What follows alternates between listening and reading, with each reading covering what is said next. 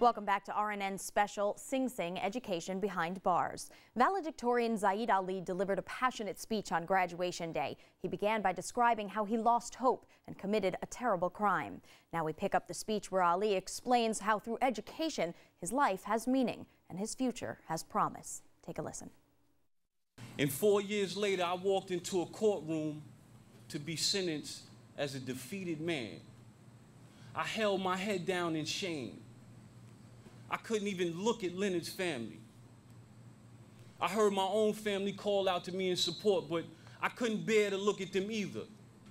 I had destroyed so much. 2 families were devastated, and it was all my fault. As I sat there, Leonard's father stepped forward to address the court, and I sat there waiting for him to lash out at me. I welcomed it because I deserved it. He had every right to be angry with me. I had taken something from him that I had no right in taking. I had taken something from him that I could never give back. But rather than lash out at me, he told me that he forgave me. Amen.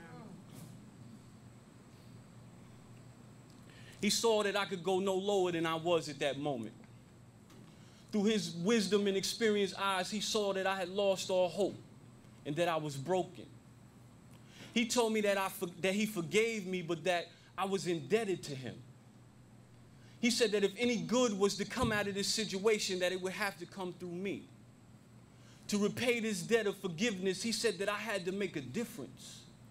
He said that I had to stop other families from having to suffer through the type of pain that our families were suffering through.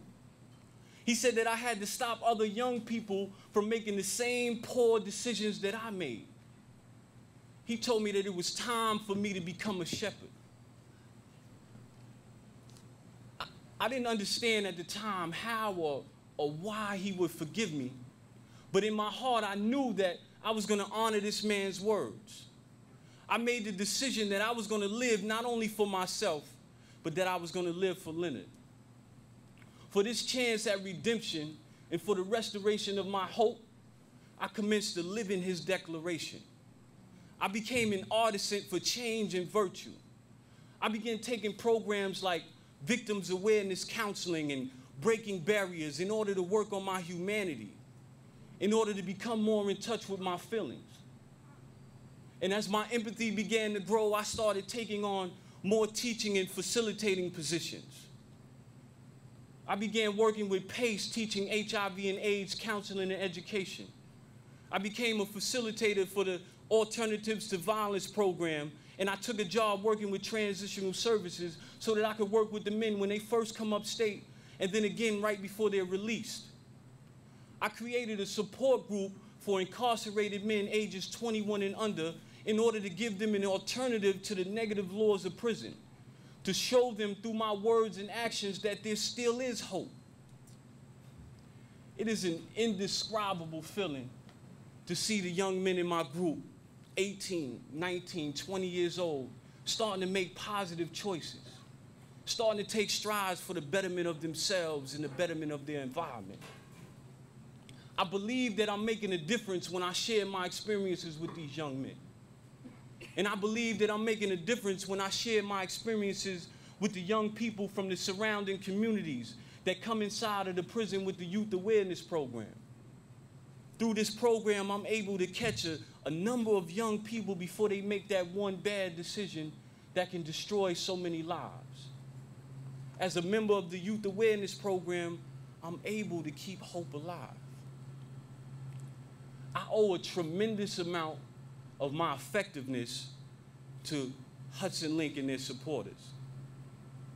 The courses that I've taken through Mercy College have given me the tools I needed to transform my experiences into a therapeutic model for change, a model that has proven effective in deterring delinquency in young people, and has also given me an opportunity to begin repaying the debt that I've been charged with. Hudson Link has given so many men here hope. Hope that we can go home and live normal lives. Hope that we have a chance of actually leveling the playing field. These degrees have helped us to believe that we do not have to be just another statistic. We now have the tools to make a difference. We can make a difference not only when we go home, but right here in Sing Sing. They say that the climate in prison is hot. They say that the young people in our communities are bringing the waters of unrest to a boil. We have to decide if we are going to be the thermometers or the thermostats. With these degrees in our life experiences, my fellow graduates, we have the tools to change the climate in our environment. But we have to decide if we are going to be the thermometers or the thermostats. You see, the thermometers, they measure the temperature, but the thermostat's changing. Only we can make this decision. You see, hope has hands. Hands that can reach down and pick you up when you fall. See, hope has eyes. Eyes that can see opportunity and success when it's just beyond the horizon. Hope has ears. Ears that can hear opportunity knocking when the radio of disappointment is turned up loud. Hope has a voice that yells out, "You're better than this. You can beat this," when the clouds of doubt begin to form overhead. And hope also has a heart that pumps love when you feel lost and alone. Hope is definitely alive. Now, I know that my mother is going to disagree with me on this one, but I cannot remember ever doing anything to make you proud. I can understand being a parent why she would disagree, because we tend to take pride in the smallest accomplishment that our children make. We beam with pride when the baby goes poop in the toilet by itself. So I can understand how she would disagree. But that's not the type of accomplishment I'm talking about. I've never done anything that you can brag to your friends about. It hurts me to think of how you must feel when you're at the supermarket or the beauty parlor, or you're at church and the other parents start to brag about the accomplishments of their children. Oh, my Johnny did this, or my Sally did that. And you got to sit there and endure that because I've never given you anything of substance to use, that I've never done anything worth bragging about. This here is for you, Mom.